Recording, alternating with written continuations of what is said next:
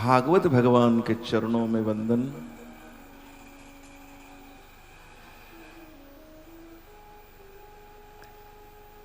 हमारे माता और पिता के चरणों में वंदन। और जिन लोगों के पास से हमने कुछ न कुछ पाया है, कुछ न कुछ सीखा है, वो सभी लोग जो हमारे गुरु के समान है, उन सभी गुरु के चरणों में वंदन। और आप लोग यहां विराजमान है, कथा 3 बजे की है, 2:45 बजे आ जाते हैं। ऐसे पिपासु जो कथा सुनते नहीं है, कथा पीते हैं, अमृत रस को पीते हैं। मेरे भाई बहन, मेरे वैष्णव, आपके हृदय में जो चेतना है, जो द्वारकाधीश बैठे हैं, उनको मैं यहां से प्रणाम करता हूं। आप सबको जय श्री कृष्ण, राधे राधे। और जोर से बोलिए राधे राधे। और जोर से बोलना पड़ेगा, बोलिए राधे राधे। आप वृंदावन जब जाएंगे तो वहां आप किसी को कहेंगे जय श्री कृष्ण, तो आपको प्रत्युत्तर नहीं मिलेगा। कोई जय श्री कृष्ण नहीं बोलेंगे। आपको क्या कहेंगे मालूम है? पता है, आप बोलेंगे जय श्री कृष्ण तो सामने वाला कहेंगे राधे राधे बोलो। क्योंकि राधे बिना कृष्ण आधे।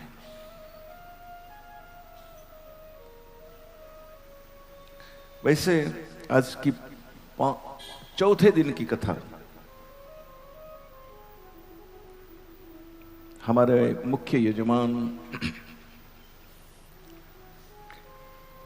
मक्खनलाल जी और भागीरथी जी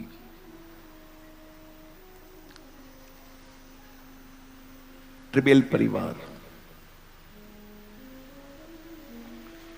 और ये दोनों के संस्कार जिन लोगों के अंदर है, वैसे उनके परिवार के लोग जगदीश जी, परमेश्वरी देवी, श्याम सुंदर जी और लक्ष्मी देवी। हमको तो लगता है बार बार कथा में 15-20 बार यही नाम गुनगुना है। कम से कम भगवान का नाम तो होगा। तो ये परिवार, त्रिबेल परिवार,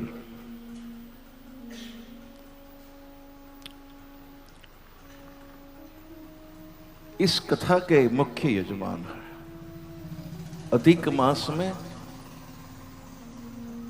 बहुत भाग्यशाली लोग होते हैं जिनको ये कथा सुनने को मिलती है। आज की कथा एक बड़ा आदमी इधर आने वाला है। कल मैंने आपको कहा था,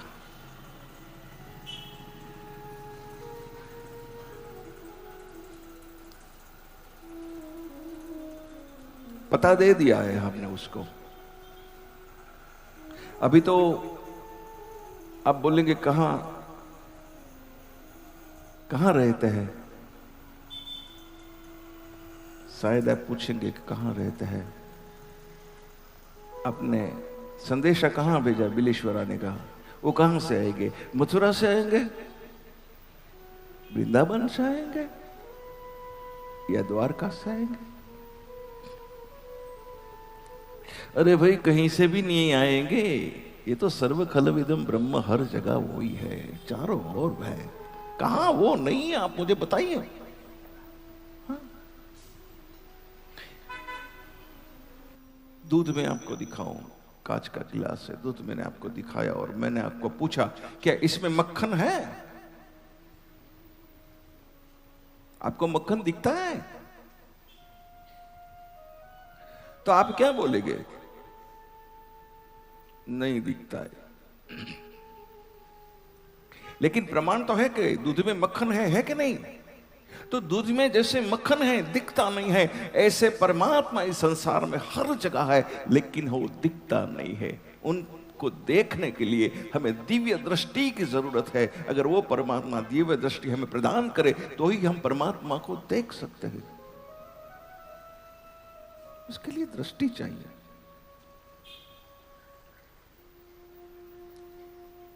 एक हेयर ड्रेसर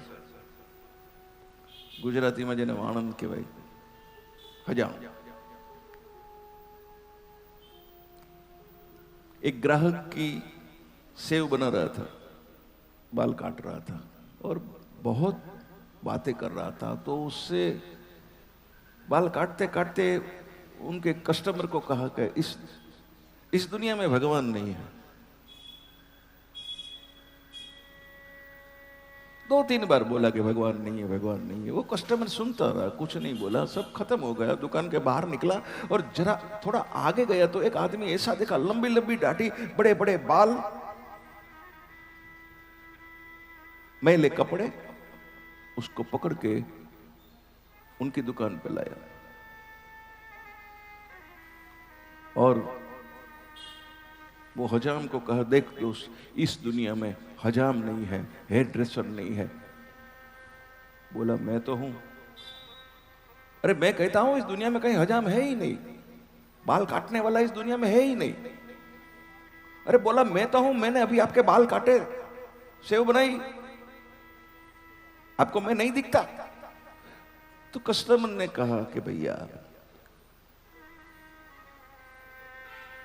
आप कहते थे इस दुनिया में भगवान नहीं है, मैं कहता हूं इस दुनिया में हजाम नहीं है। अरे बोला, मैं हूं। अगर आप है तो इसकी बाल बढ़े क्यों, दाढ़ी क्यों बढ़ी, इतने लंबे लंबे बाल क्यों हो गए? तो बाल काटने वाले हजाम ने कहा कि वो मेरे पास आया ही नहीं, वो आया होता तो मैं इसके बाल काट देता। तो कस्टमर ने कहा कि तू भगवान के पास गया ही नहीं, अगर तू भगवान के पास जाता तो भगवान तुझसे मिल जाता।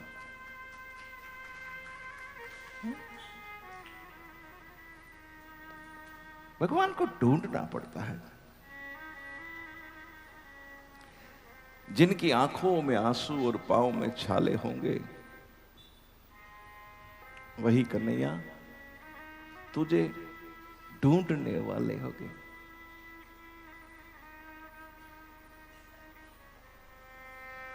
ऐसी तान सुना मेरे मोहन,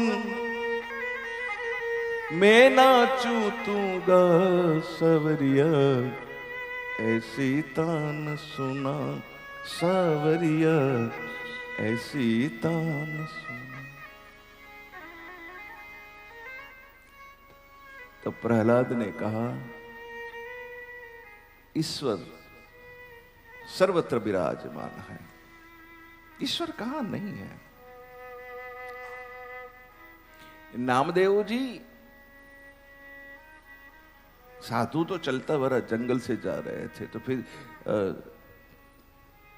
शाम हो गई, खाने का वक्त हो गया। बोला, भगवान को भोग लगा लो। कई लोग अपने भगवान को साथ लेके ही चलते हैं। कई लोग भगवान को साथ लेके ही चलते हैं, और भगवान को साथ लेके चलने का मतलब उसकी मूर्ति को साथ लेके चलना नहीं, भगवान मन से उनको साथ लेके चलो। भगवान मेरे साथ है, मैं अकेला नहीं हूं, मैं जा रहा हूं, भगवान मेरे साथ है। भगवान हर जगह है।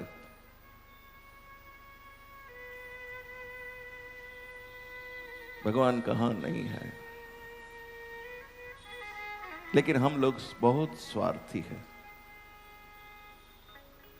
देखिए, मैं आपको बताऊं कि अगर आप जा रहे हैं और रास्ते में 2 मूर्ति पड़ी है, बहुत भाव से सुनो। 2 मूर्ति पड़ी है, एक राम की है और एक रावण की है। दोनों मूर्ति मिट्टी की है। और आपको कोई बोले कि इनमें से एक मूर्ति उठा लो, बताइए वैष्णव, आप राम की उठाएंगे या रावण की उठाएंगे? बोलिए, पक्का? देखिए, बोलते जाइए, बहुत मजा आएगा, बातें करते। राम की उठाएंगे पक्का? चलो, परिस्थिति बदल गई, आप जा रहे हैं, दो मूर्ति पड़ी है, एक मिट्टी की है, राम की मिट्टी की है, और रावण की सोने की है, तो आप कौन सी मूर्ति उठाएंगे? देखिए, परिस्थिति के हिसाब से बोलिए। अभी तो कहना बहुत आसान है कि हम राम की मूर्ति उठाएंगे, लेकिन जब सोना सामने आता है तब सब लोग राम को भूल जाते हैं। हाँ, सही बात है।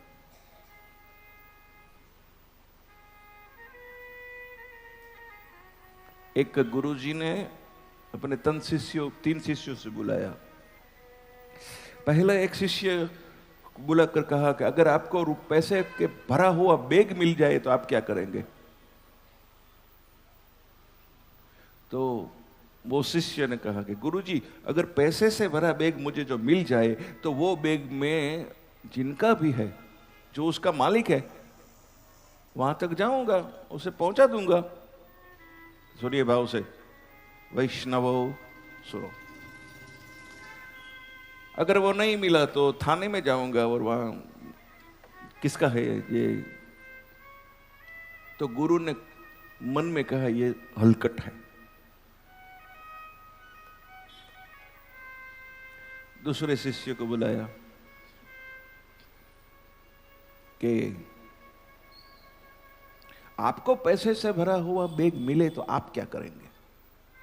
तो दूसरा शिष्य ने कहा, गुरुजी मैं रख लूंगा। ठीक है। तीसरा शिष्य से बुलाया और उनसे पूछा कि अगर आपको पैसे से, रुपयों से भरा बैग मिले तो आप क्या करेंगे? तो उस शिष्य ने कहा, मैं कुछ नहीं बता सकता आपको गुरुजी, अभी से कुछ नहीं कह सकता, क्योंकि जब मिले, अभी मैं अच्छा बताऊंगा, लेकिन जब मुझे वो बैग मिलेगा तब मेरी नीयत बदल जाए तो क्या पता, इसीलिए पहले से मैं कुछ नहीं कह सकता कि रख लूंगा या दे दूंगा, वो नहीं बता सकता। जब परिस्थिति सामने आएंगी तब निर्णय लूंगा।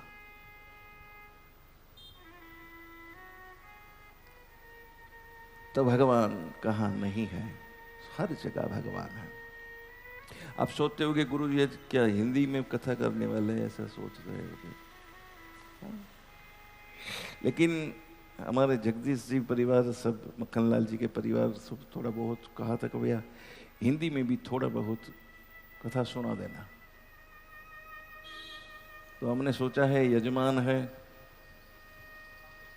हाँ, तो थोड़ा बहुत हमने हिंदी में भी कथा सुना दी माता जी को।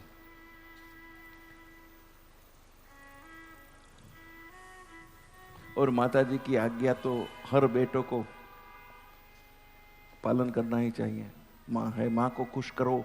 बाप को खुश करने की कोई जरूरत नहीं है, लेकिन माँ को खुश करना चाहिए। अगर माँ खुश हो गई तो बाप तो खुश हो ही जाएगा, क्योंकि बाप की चाबी माँ के पास होती है। माँ जैसा कहती है वैसा पापा करते हैं, इसलिए माँ को खुश रखो। तो जंगल से नामदेव जी जा रहे थे, शाम का वक्त था, भूख लगी, भोग लगाना था, तो कुछ बनाई, रोटी बोटी बनाई, रोटी बनाकर रखी। एक कुत्ता आया और कुत्ता रोटी लेकर भागने लगा, तो नामदेव जी उनके पीछे दौड़े। इतना बड़ा संत पीछे दौड़े, और क्या हुआ? कुत्ते को पकड़ लिया। कुत्ते को पकड़कर उसका कान से उसको खींच कर वहां लाए और मुंह से रोटी खींच ली। मुंह से रोटी खींच के उनके पर घी लगाया, मक्खन लगाया और फिर कुत्ते को खिलाया और कहा नामदेव जी ने, कोरी रोटी तो हम भी नहीं खाते परमेश्वर, आपको कैसे खाने दे। इसलिए संत ऐसे होते हैं कि कुत्ते में भी भगवान का दर्शन करते हैं।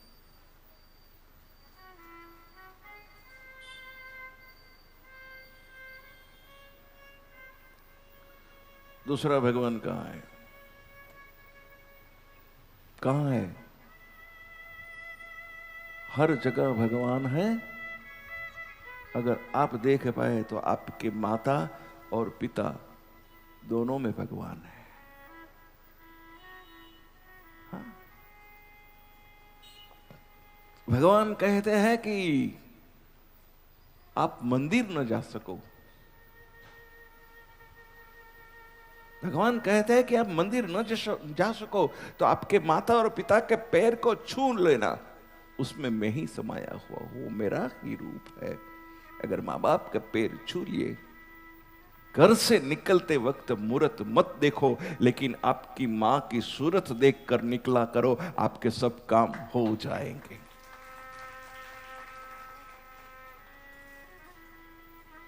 किसी के पास से भी कुछ सीखने का होता है।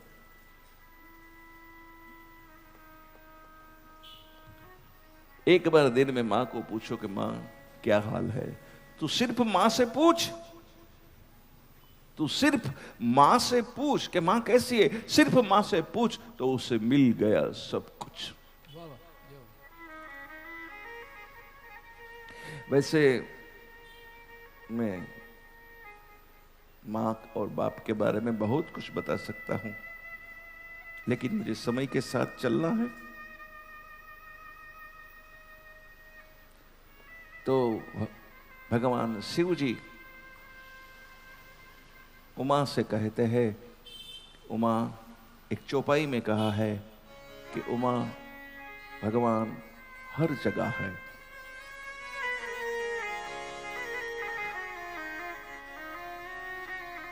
अगुनय रूप अलख यज जोई, भगत प्रेम बस सगुन सोई।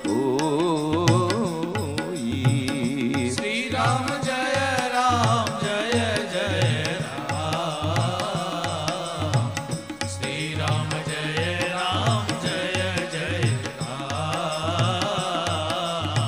हरि व्यापक सर्वत्र समाना, प्रेम ते प्रगट होई में जाना। श्री राम जय जय राम, श्री राम जय जय राम। हरि व्यापक सर्वत्र समाना, प्रेम ते प्रगट होई में जाना। श्री राम जय जय राम, श्री राम जय जय राम। श्री राम जय जय राम, श्री राम जय जय राम। श्री राम जय जय राम।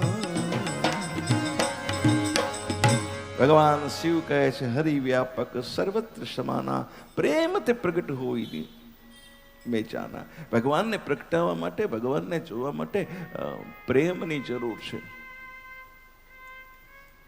તમે એને બદામ ધરો કે કાજુ ધરો તો જ ભગવાન પ્રસન્ન થાય એવું નથી।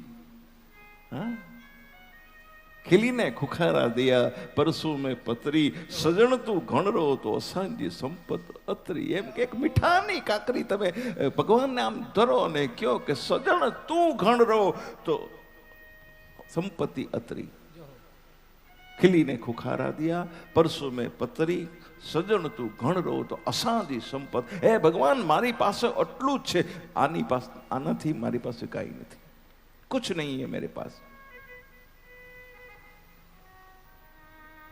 दुर्योधन को मेवा त्यागो, दुर्योधन को मेवा त्यागा, दुर्योधन को मेवा त्यागो, दुर्योधन को मेवा त्यागो।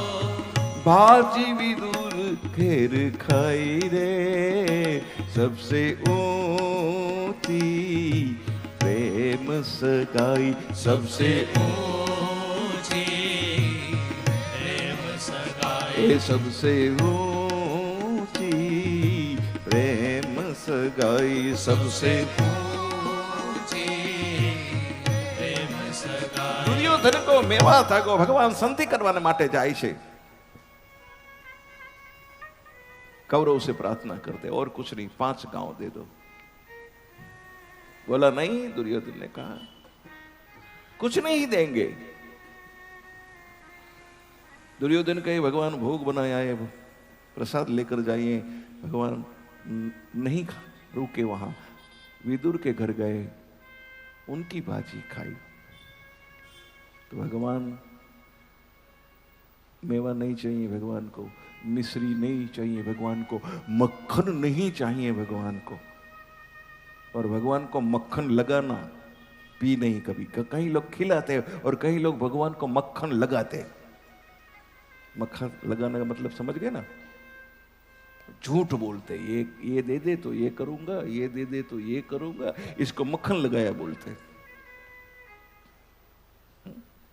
एक आदमी हनुमान जी महाराज के सामने हाथ जोड़ के बोला कि हनुमान जी महाराज एक काम करो, क्या अगर 5 लाख की लॉटरी मुझे लग जाएगा, 5 लाख की लॉटरी लगेगी तो 100 रुपये का तेल मैं आपको चढ़ाऊंगा। 1 दिन, 2 दिन, 3 दिन, तीसरे दिन तो भगवान बाहर आए। हनुमान जी महाराज क्या बोला भगत? बोला 5 लाख की लॉटरी लगी तो मैं 100 रुपये का आपको तेल चढ़ाऊंगा। भगवान ने कहा अरे मूर्ख, तू मुझे क्या समझता है?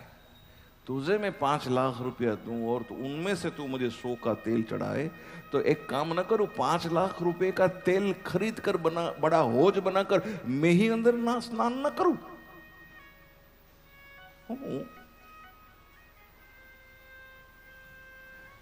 भगवान को लोग रिश्वत देते हैं, भगवान को भी लोग रिश्वत देते हैं। मेरा कहने का भाव यही है,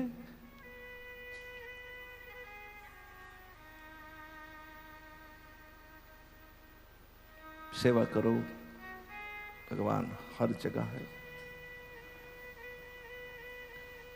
आपकी आंखों में नमी होनी चाहिए, आंखों में नमी होनी चाहिए, किसी के प्रति दया होनी चाहिए, किसी के प्रति भाव होना चाहिए। अगर किसी को डांटना है तो उसकी भी लैंग्वेज भाषा अलग होती है, डांट भी सकते हैं, लेकिन वो भी प्रेम से डांटो उसको कि अच्छा भी लगे और सुधर भी जाए और समझ भी जाए। हाँ? डांटो। और माँ की डांट तो बहुत अच्छी लगती है, माँ जब डांटती है ना तो बहुत अच्छा लगता है। बच्चा कितना भी बड़ा हो, उनके घर बच्चे हो गए, लेकिन माँ जो डांटती है ना, उनकी भूख रह जाती है। आज हमारी माँ चली गई है, आज हमें कोई डांटने वाला नहीं है। कभी कभी उनकी याद आती है, कभी हम कुछ गलती कर देते हैं। जब लेट घर जाते थे तो हमारी माँ हमें डांटती थी। आज हमें डांटने वाला कोई नहीं है। माँ की डांट, माँ का हाथ का चाटा, माँ तो माँ होती है। कहती है खाना नहीं दूंगी, यो सबसे झूठी माँ होती है, सबसे झूठ ज्यादा माँ बोलती है। सुबह बोलती है आज खाना नहीं दूंगी और शाम को वही सर पे हाथ रख के खाना खिला देती है, उसको माँ कहते हैं। सेवा आप करो, लेकिन कहो नहीं किसी को। आपने किसी को कुछ दिया है लेकिन किसी को मत बताना। कवि माघ नाम है, राजस्थान का कवि है। उनके पिताजी राजकवि थे।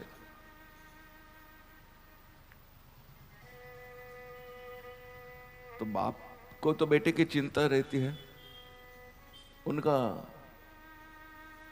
उनकी कुंडली देखी, बोला ये तो बहुत दुखी होने वाला है। इसलिए पिताश्री ने सब व्यवस्था कर दी। हर रोज 1 सोना मोर, हर रोज अगर खर्च करे तो भी करीबन 100 साल तक चले, इतनी सोना मोर कमा के रख दी। पिता शांत हो गए। कभी मां, सुनिए राजस्थान की धरती का इतिहास सुनिए। पचरंग पाणारी धरती रो कर्मा नैणारी धरती में कतरो में करो वखाण, क्योंकि मारो रंगीलो राजस्थान। तो 3 और 4 और 5 महीने में जगदीश जी वो सब जो सोना मोर थी वो खत्म हो गई। कैसे खत्म हो गई? सबको दान कर दिया। इतना दानेश्वरी था कवि माघ। और जब वो दान देता था तो कैसे दान देता था? अपने घर में, घर की जो दीवार थी उसमें एक छेद किया था, उस छेद में से सिर्फ हाथ बाहर जा सकता है, कोई देख नहीं सकता। इधर से कवि माघ अंदर से हाथ निकालता, बाहर वाले को दे देता, फिर हाथ वापस ले लेता। न माँ को पता चलता कि मैंने किसको दिया है, और लेने वाले को न पता चलता कि मुझे किसने दिया है। देने वाला और है, भेजत है दिन रैन, लोग भरम हम पे करे ताको नीचो नैन। देने वाला और है, भेजत है दिन रैन। और उनकी पत्नी, थोड़ी पैसे की जरूरत थी। सुनिए पत्नी भी कैसी, सुनो। तो वो महाराज थे, राजा। कवि माघ ने एक श्लोक लिखा और पत्नी को कहा कि ये श्लोक लेके महाराज राजन के पास जाइए।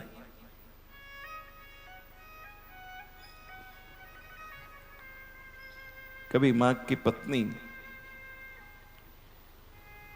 कवि का लिखा हुआ श्लोक लेकर महाराज के पास जाती है और कहती है कि महाराज मुझे श्लोक बेचना है। कौन है आप? मैं कवि माघ की धर्म पत्नी हूं। महाराज ने श्लोक देखा, बोला कि ये श्लोक की तो इतनी कीमत है कि मैं खरीद नहीं सकता। राजा कहता है कि मैं ये खरीद नहीं सकता, सिर्फ एक चरण खरीदना चाहता हूं, और उसका उस समय का 1 लाख रुपया मैं आपको दूंगा। पक्का हो गया 1 लाख रुपया। सुनिए पत्नी भी ऐसी होनी चाहिए। 1 लाख रुपया मिलने वाला, एक चरण का। महाराजा ने कहा कि 1 लाख रुपया दूंगा, और 1 लाख रुपया दूंगा, हाथ में दिया, सबको पता चल गया कवि की मां की पत्नी के पास 1 लाख रुपया आया है। जैसे दरबार के बाहर निकली, गरीबों की भीड़ लग गई, और घर पहुंचते पहुंचते कवि मां की पत्नी के पास कुछ नहीं बचा, पूरा लाख का दान दे दिया।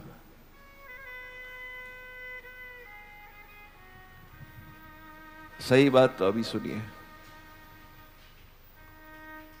उस कवि मां के घर एक ब्राह्मण आया है। कवि से कहता है, कविराज ये धरती, भारत की धरती को मेरा हजारों वंदन है। हम किस्मत वाले हैं कि इस भारत की मिट्टी में पैदा हुए हैं।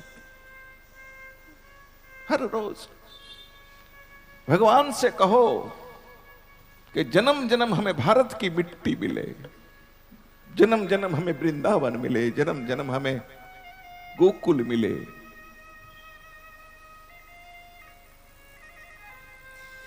एक ब्राह्मण आया कवि माघ के घर, सेवा पूजा की उसकी, फिर ब्राह्मण का दक्षिणा कुछ देना था, तो कवि माघ के पास कुछ नहीं था। ब्राह्मण ने कहा मेरी बेटी की शादी है, ब्याह है, इसलिए आपके पास आया हूं, आप दातार है।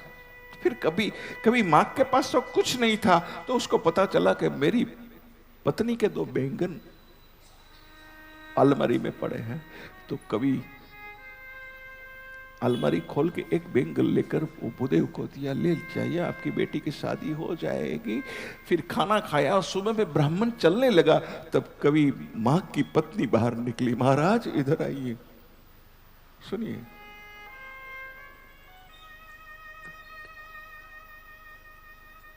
महाराज मेरे पति बोले हैं मेरे पति व्यवहारू नहीं है, मेरे पति को कुछ नहीं पता है। उसने आपको एक बैंगन दिया ना, मुझे पता है आपकी बेटी की शादी है, एक बैंगन से काम नहीं चलेगा, ये दूसरा बैंगन है, वो भी आप ले जाइए। दोनों कंगन ब्राह्मण को दे दिए। ऐसी कवि की पत्नी होती है साहब।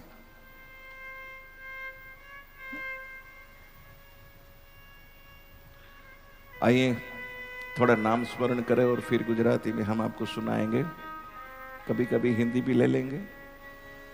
श्रीमन नारायण नारायण हरि हरि, श्रीमन नारायण नारायण हरे हरे, श्रीमन नारायण नारायण हरे हरे, श्रीमन नारायण नारायण हरे हरे।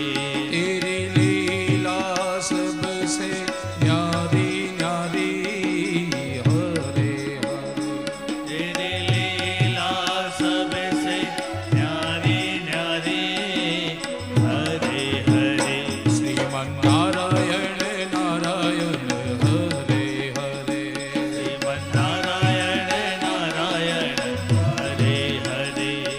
हरि ओम नमो नारायण, ओम नमो नारायण, हरि ओम नमो नारायण, हरि ओम नमो नारायण, हरि ओम नमो नारायण, ओम नमो नारायण, हरि ओम नारायण।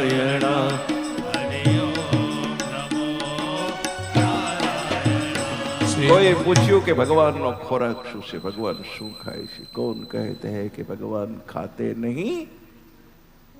कौन कहते हैं कि भगवान खाते नहीं? बैर सबरी के जैसे कोई खिलाते नहीं है?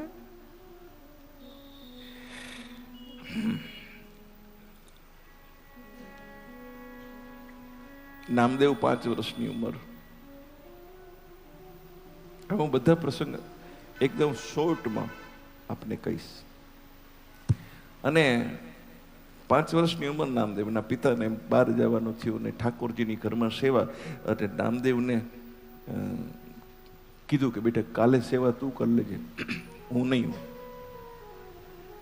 કઈ રીતે કરવાનું? તો કે જળથી નવરાવાના, પછી જળનો અભિષેક કરવાનો અને ઠાકોરજીને ભોગ લગાવવાનો, ઠાકોરજીને વાઘા બદલવાના, સરસ મજાના સુગંધિત દ્રવ્યોથી આ બધું કરવાનું, પછી ભોગ લગાવવો, આવું બધું શીખવાડ્યું. અને પછી ભોગ લગાવીને ઠાકોરજીને પ્રાર્થના કરવાની કે આવો.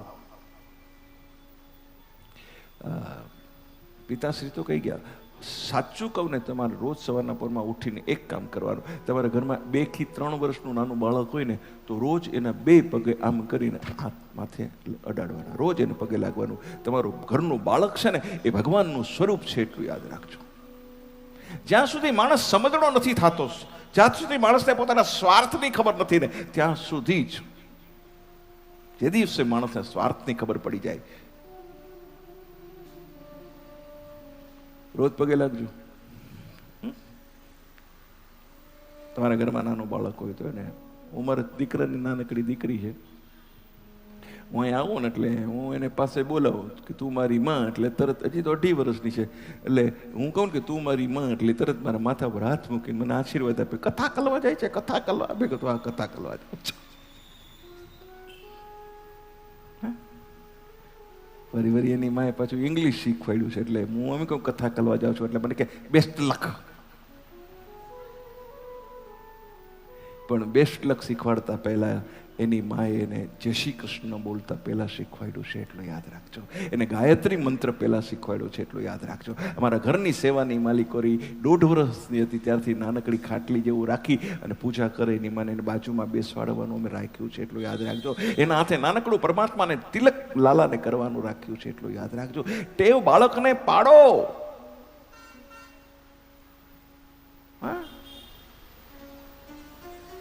તમે તો બાળક રહેતું ન હોય એટલે એને મોબાઈલ આપી અને ગીત લગાડી દો, come down baby come down. આમાં જેને બી અત્યારની ખબર હોય એને ખબર હોય. હે,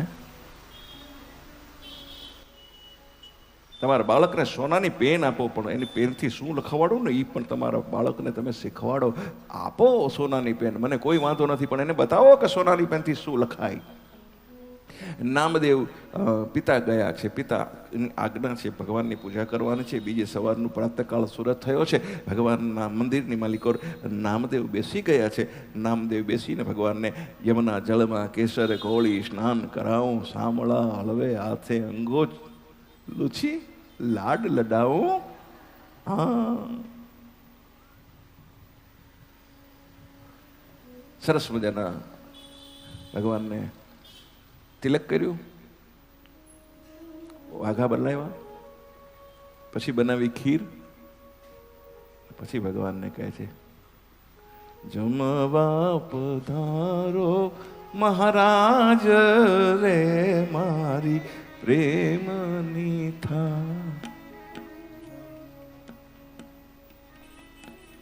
ભગવાનને પ્રાર્થના કરે છે, ભગવાન પધારો, એ ઠાકોર પધારો, એ ઠાકોર પધારો. હવે બાળકને તો કઈ ખબર જ નથી. ભગવાન 10 મિનિટ 15 મિનિટ 20 મિનિટ 25 મિનિટ ભગવાન આવતા નથી. ખીર સામે ધરીને રાખી છે, ભગવાન પધારો, ભગવાન ખાઓ, ભગવાન. પછી તો કે ભગવાન મને નથી આવડે તો પ્રાર્થના કઈ રીતે કરવી. ભગવાન તમે ખાઈ લ્યો ને. મંગલ મંદિર ખોલો દયામય, મંગલ મંદિર ખોલો. હવે ભગવાન મંગલ નેત્ર ખોલી અને પ્રસાદ બનાવ્યો છે આરોગવાન માટે. આવો. ભગવાન આવતા નથી. પછી નામદેવ કહે છે, ભગવાન જુઓ બાળક, મારા બાપુ મને બોલશે. તમે નહીં આવો ને તો મારા બાપુ મને બહુ બોલશે. ભગવાન તમે આવો ને. ભગવાન શું મારી પૂજા કરવાની રીતમાં કઈ ખામી છે? ભગવાન મને પૂજા કરતા નથી આવડતી. ભગવાન આવો ને, ભગવાન આવો ને. ભગવાન આવતા નથી. પછી નામદેવ કહે છે, ભગવાન નહીં આવો, જો તમે નહીં આવો ને તો માથા પછાડીશ, માથું પટકીને મારો પ્રાણ કાઢી નાખીશ. ભગવાન તમારે આવવું પડશે. અને એમ કરી અને એ નામદેવ આમ કરીને પોતાનું મસ્તક પછાડવા જાય અને એ જ વખતે મૂર્તિમાંથી હાથ બારો નીકળો અને નામદેવના મસ્તકની આગળ હાથ મૂકી અને ઠાકોર મૂર્તિમાંથી પ્રગટ થયા છે.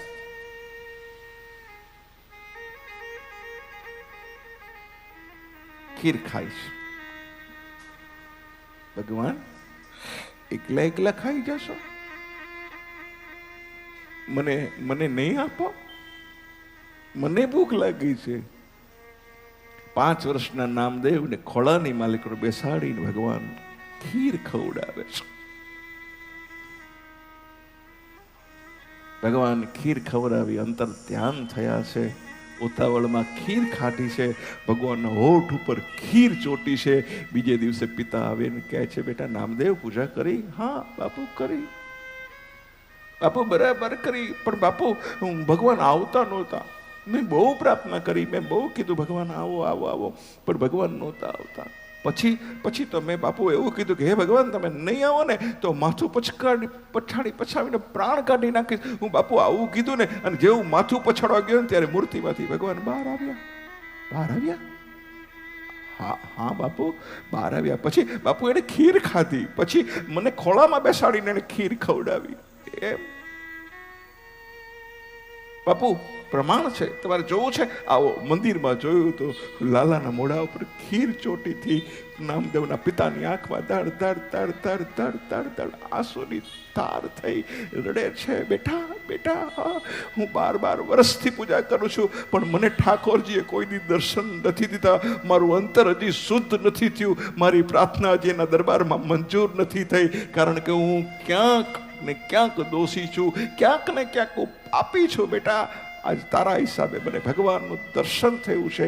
ભાવના સાચી હોય તો 5 વર્ષના બાળકને પણ પરમાત્મા દર્શન આપે, એટલું યાદ રાખજો સાહેબ.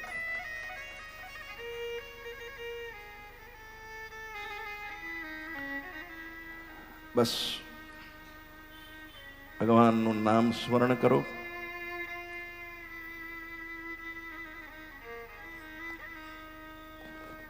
નામ સ્મરણ કરો અને કેટલું કર્યું એનું અભિમાન ન કરો. ભગવાનનું નામ લ્યો તો ગણી ગણી ન લ્યો એટલી તમને પ્રાર્થના છે. સત્યભામાને અભિમાન થયું છે, સેવાનું અભિમાન થયું છે, અને સત્યભામાને એમ થયું, નારદજીને બોલાવીને કહે છે કે મને કૃષ્ણ ભવો ભવ મળે એવું મને કરી આપો. नारद जी कहे कि कृष्ण भवो भव जन्मो जन्म, अगर आपको कृष्ण चाहिए तो आपको कृष्ण का दान करना पड़ेगा. भामाशाह ने कहा मैं दान करने के लिए तैयार हूं, लेकिन लेगा कौन? नारद जी को कहा कि आप ले लो. नारद जी कहा ठीक है चलो हम दान ले ले. नारद जी ने संकल्प किया. सत्यभामा ने भगवान कृष्ण का दान कर दिया. जैसे कृष्ण का दान कर दिया तो भगवान कृष्ण का हाथ पकड़कर नारद जी चलने लगे. तो सत्यभामा ने कहा कहां ले जाते? बोला पूछो मत, अधिकार मेरा है, अभी वो मेरा है, मैं कहीं भी ले जाऊं. ત્યારે સત્યભામાને એમ થયું કે આ તો ખોટું થઈ ગયું, આવતા ભવે તો મળે કે ના મળે, આપણે તો આ ભવે ગુમાવ્યો. ભૂલ સમજાણી છે. આ બાજુ બધી જ પટરાણીઓને ખબર પડી. પટરાણીઓ બધી દોડતી આવે છે. ગુણ તો ગોવિંદના ગવાના. બધી જ પટરાણીઓ દોડીને આવે છે. नारद जी ले जाता था. नारद जी प्रार्थना करते हैं ये कृष्ण कन्हैया सिर्फ अकेली इनका नहीं है, सत्यभामा का नहीं है, हमारा भी कन्हैया है. आप कहां ले जा रहे हैं? छोड़ दो उसे, हम कृष्ण के बिना नहीं जी सकेंगे.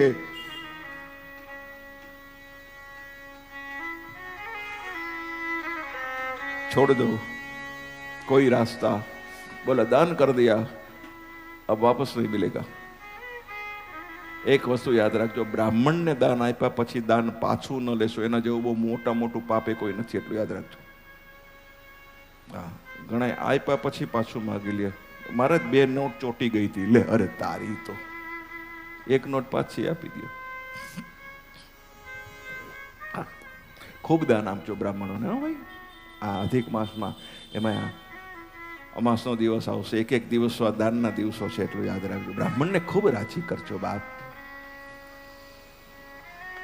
नारद जी रास्ता बताइए, कुछ दिखाइए हमें, हमारा कृष्ण हमें वापस मिल जाए. અને બીજી વસ્તુ ગુજરાતીમાં કહું કે માણસને કઈ વસ્તુ ખોઈ નાખે ને પછી જેની કિંમત થાય. જેમ માં મરી ગયા પછી માં સમજાય ને, એમ વસ્તુ ખોવાઈ ગયા પછી જેમ થાય કે આ કેટલી કિંમતી હતી. ઘરના આંગણાની માલિકો ઝાડ હોય ને એ ઊભું હોય ત્યાં સુધી ખબર ન પડે, પણ એ પડે અને આખું આંગણું ઢકાઈ જાય ત્યારે ખબર પડી કે આ વિશાળ કેટલું હતું અને વિશાળતા કેટલી હતી. એ માં ને બાપ વયા ગયા પછી ખબર પડે કે આ મા બાપ કેટલા કિંમતી હતા. એટલું યાદ રાખો.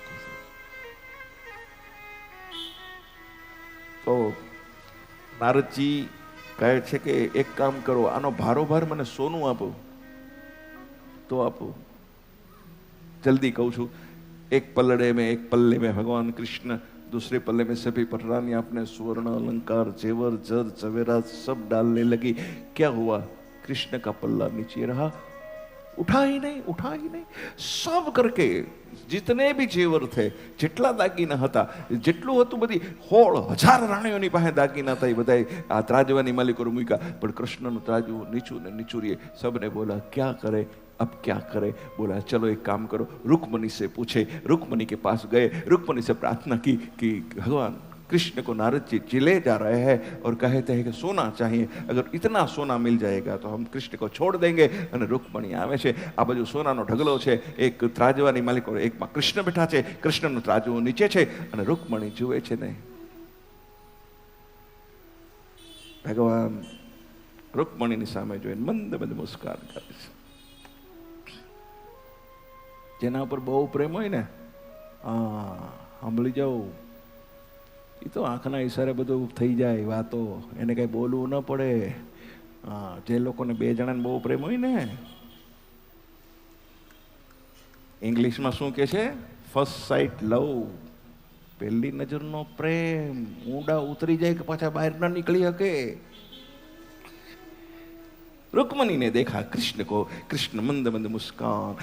रुक्मणी समझ गई कोई बात नहीं, अब क्या किया जाए. અને रुक्मणीએ શું કર્યું? એક તુલસી દલ લઈ અને ત્રાજવામાં મૂક્યું.